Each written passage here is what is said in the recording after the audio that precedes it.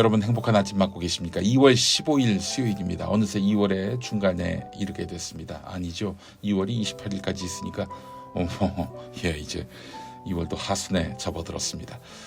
둘이 아니요 한 몸이니라는 제목으로 오늘 또 은혜 나누고자 합니다.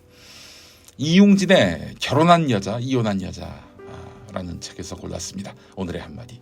나는 이혼한 부부에게 아이에 대한 세심함을 당부하고 싶다. 이혼의 최대 피해자는 역시 아이들이다. 아무리 서로가 증오스럽다 해도 이혼한 부부는 아이의 존재 앞에서는 계속 하나여야 한다. 마음속으로는 상대방을 용서할 수 없다고 해도 결코 아이 앞에서는 표를 내서는 안 된다. 네, 이혼한 부부만이 아니죠. 결혼한 부부도 냉전 중에라 할지라도 아이들 앞에서는 표를 내지 말아야 한다. 왜냐? 상대방을 배려해서 아닙니다. 원수 같은 상대방 배려해서 뭐합니까? 우리 아이들 때문인 것이죠. 네. 자, 마태복음 9장 1절에서 12절 말씀 함께 하겠습니다. 예수님이 이런 말씀들을 끝마치셨을 때에 갈릴레아에서 떠나 요르단 건너편의 유대아 지역으로 가셨다. 많은 무리들이 예수님을 따라갔고 예수님은 거기서 그들을 고쳐주셨다. 그러자 바리새파 사람들이 다가와서 예수님을 떠보려고 여쭈었다. 남편이 아무 구실이든 되어서 자기 아내와 갈라서도 됩니까? 예수님이 되물으셨다. 당신들은 읽어보지 못했습니까? 창조하신 분이 맨 처음부터 남성과 여성으로 그들을 지으셨다는 것을요. 또 말씀하셨다. 이런 까닭에 남편 될 사람이 아버지와 어머니를 떠나서 자기 아내 될 사람과 어우러져서 살게 될 것입니다. 그 둘이 한 몸이 될 것입니다. 그래서 더는 둘이 아니라 한 몸입니다. 그러므로 하나님이 멍에를 함께 매게 하신 것을 사람이 떼어놓지 않아야 합니다. 그들이 예수님께 여쭌다. 그러면 모세는 왜 갈라서겠다는 증서를 주어 아내와 갈라서라고 명령했습니까? 예수님이 그들에게 말씀하신다. 모세는 당신들 마음이 굳어 있음을 생각해서 아내와 갈라서도록 당신들에게 허락한 것입니다. 처음부터 그런 것은 아니었습니다. 당신들에게 말합니다. 누구도 음란한 짓 아닌 일로 자기 아내와 갈라서고 다른 여자와 결혼하는 사람은 바람을 피우는 것입니다. 예수님의 제자들이 예수님께 말씀드린다. 사람이 자기 아내와 맺는 관계가 이렇다면 결혼한 것이 유익하지 않습니다.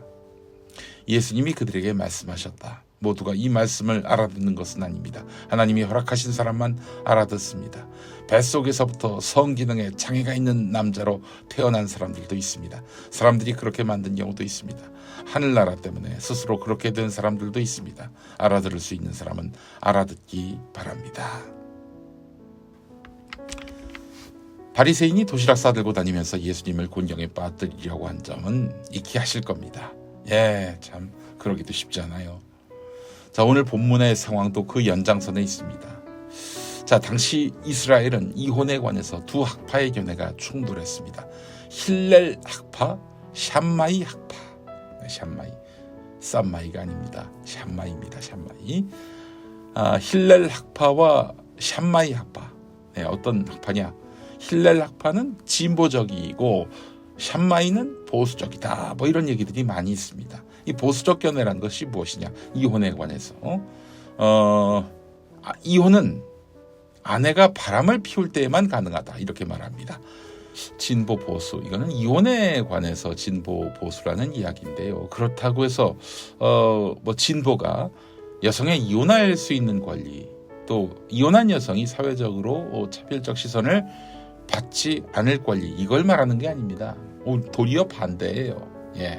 자, 이 샴마이 학파가 했던 보수적 견해는 이혼은 아내가 바람을 피울 때만 가능하다.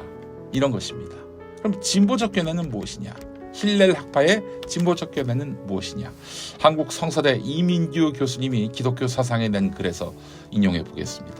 보수적인 샴마이 학파는 오직 간통의 경우에만 이혼을 허락했지만 보다 급진적인 힐렐 학파는 유부녀가 거리에서 춤을 추거나 외간 남자와 대화를 나누거나 저녁 식사를 망친 경우, 예를 들면 빵을 태운 경우, 이런 경우에도 이혼 사유가 된다는 거예요. 그리고 개한테 물린 상처가 회복되지 못했을 때, 하여간 이렇게 부인이 부실하게 이제 그 가정사를 돌볼 경우에도 이것도 이혼 사유가 된다는 거예요. 신명기 24장 1절을 보면요. 남녀가 결혼을 하고 난 다음에 남편이 아내에게서 수치스러운 일을 발견하여 아내와 같이 살 마음이 없을 때에는 아내에게 이혼 증서를 써주고 그 여자를 자기 집에서 내보낼 수 있습니다라고 돼 있죠.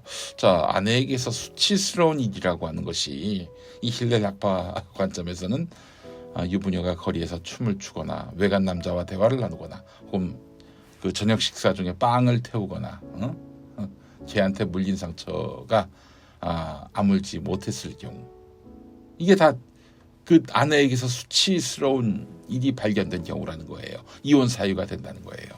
야, 힐렐 학파가 진보적이다? 진보가 죽었습니까? 이게 말도 안 되는 얘기죠. 이뿐 아닙니다.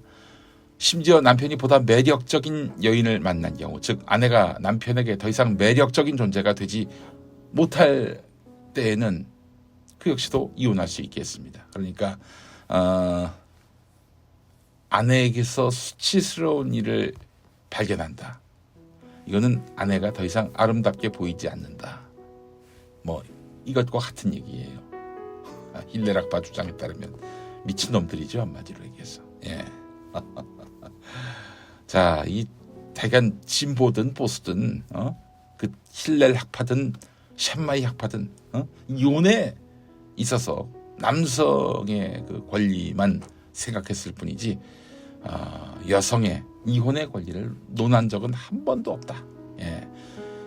그래서 당시의 일부 다처제는 권력과 경제력을 가진 남자들에게 보편적이었다, 이런 이야기입니다. 그래요. 권력과 경제력을 가진 남자들이 부인을 서너 명씩 둘 수 있었던 거예요. 예.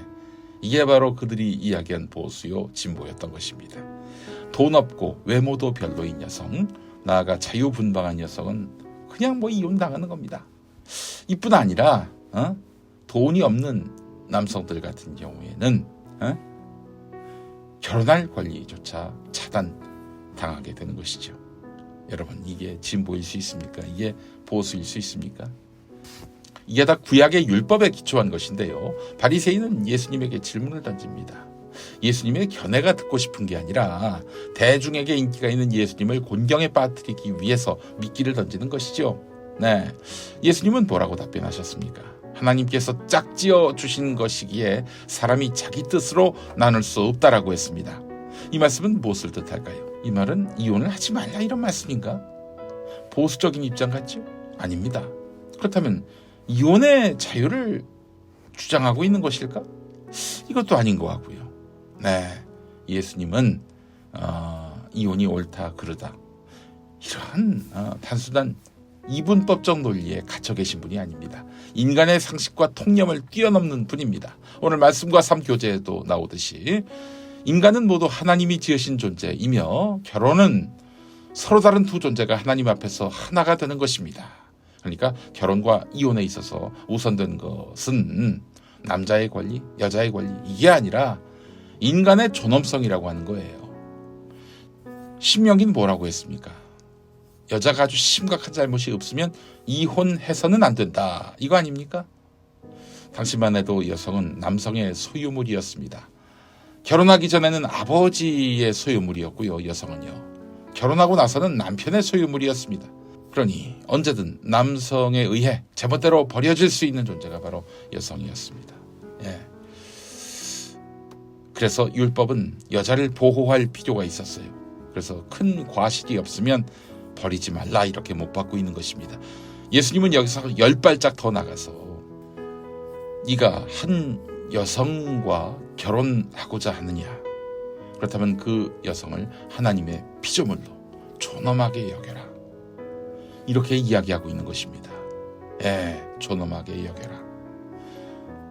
굉장히 말씀이 깊어요. 그러잖아요. 남을 미워하는 것도 살인이다라고 말씀하신 예수님, 너 네 배우자를 우습게 여기고 그리고 무시하는 것, 이것은 나쁜 이혼보다도 더 나쁜 거야. 이것은 그릇된 이혼보다 더 나쁜 거야. 이렇게 말씀하고 계시는 거 아니겠어요? 와, 정말 예수님은 넘사벽입니다. 넘사벽. 감히 바리새인이 시험할 대상이 아닌 거예요. 저는 오늘 가정의 중요성을 강조하면서 이혼하지 말라고 이야기하는 게 아닙니다. 예수님도 그 얘기를 하신 건 아니에요. 아울러 예수님 시대 이혼과 오늘의 이혼은 많이 다릅니다. 다만 어느 누구도 속박하거나 배제할 수 없다. 모든 피조물은 존중받아야 한다.